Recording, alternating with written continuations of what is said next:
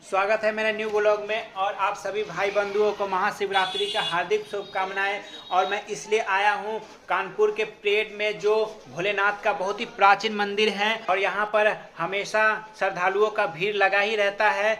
यहाँ दोनों तरफ आपको दुकान मिलेगा जिसमें सभी भगवान का फोटो और सभी भगवान के आरती का किताब भी मिलेगा और सभी पूजा पाठ करने की सामग्री भी मिलेगा आपको यहाँ पे। तो फिर चलते हैं हम भोलेनाथ के दर्शन के लिए।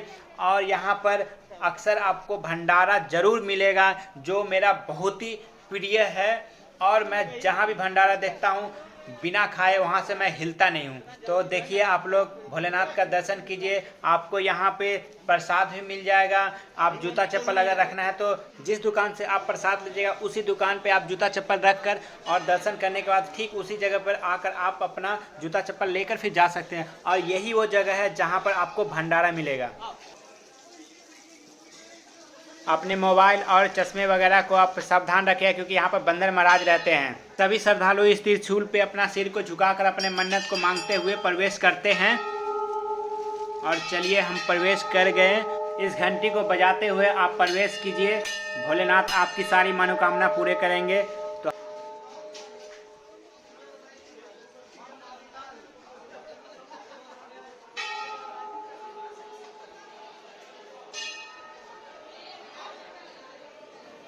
तो हम फिर मंदिर के अंदर प्रवेश कर गए।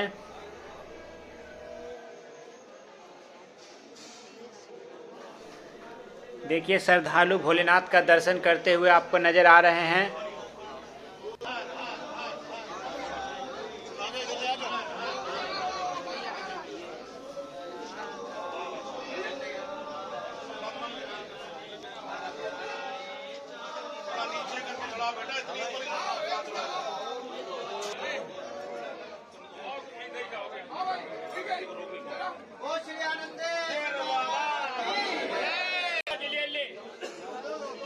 बाबा भोलेनाथ के दर्शन करने के बाद आप भोलेनाथ के चारों तरफ बहुत ही सुंदर सी आकृति बना हुआ है और बहुत ही सुंदर सुंदर मूर्ति को रखा गया है, जिसमें आपको सभी भगवान आपको उपस्थित मिलेंगे।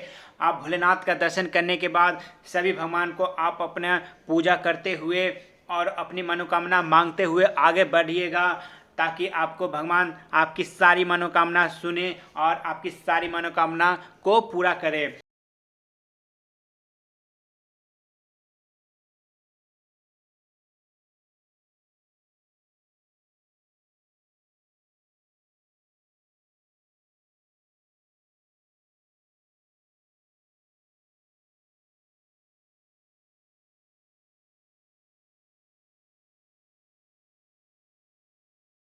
बाबा भोलेनाथ का दर्शन करने के बाद अब मैं आप सभी भाई बंधुओं को माँ गंगा का दर्शन करवाता हूँ। तो आप घर बैठे बैठे माँ गंगे का दर्शन कीजिए। अगर आपको इस नाव में सवार होकर अगर माँ गंगे का भ्रमण करना है तो आप अकेले भी बुक करके जा सकते हैं, जिसका चार्ज बहुत ही ज़्यादा है। अगर आप सबके साथ जाते हैं तो चार्ज कम लगता है। फिर हम चलते हैं मंदिर के अंदर। और मंदिर के ऊपर में बहुत ही अच्छा आकृति से बनाया गया भगवान का मूर्ति है, जिसे आप देखकर आपकी सारी मन की गंदगी दूर हो जाएगा।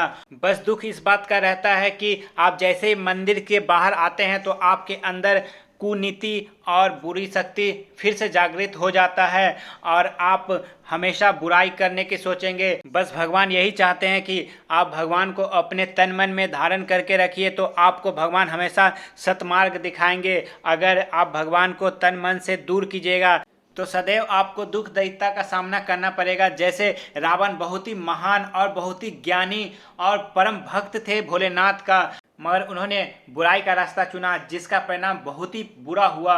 उन्हें अपना माता पिता, राजपाट, भाई बंधु सभी को त्यागना पड़ा। अंत में उन्हें भी अपने जान से हाथ धोना पड़ा था।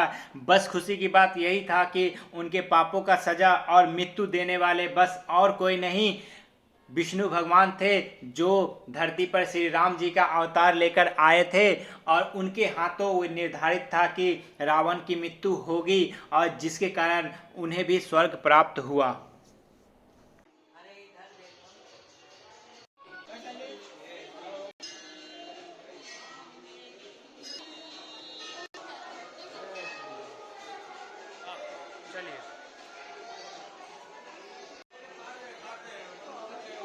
बाबा भोलेनाथ और सभी भगवान का दर्शन करने के बाद आप भंडारा खाना नहीं भूलिएगा, क्योंकि यहाँ भंडारा बहुत ही स्वादिष्ट बनता है और बंदर महाराज से जरूर सतर्क रहिएगा।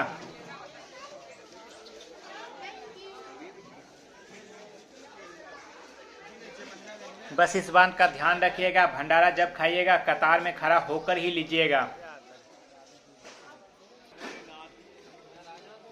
फिर दोस्तों मिलते हैं किसी नेक्स्ट व्लॉग में, तब तक के लिए बाय, जय हिंद।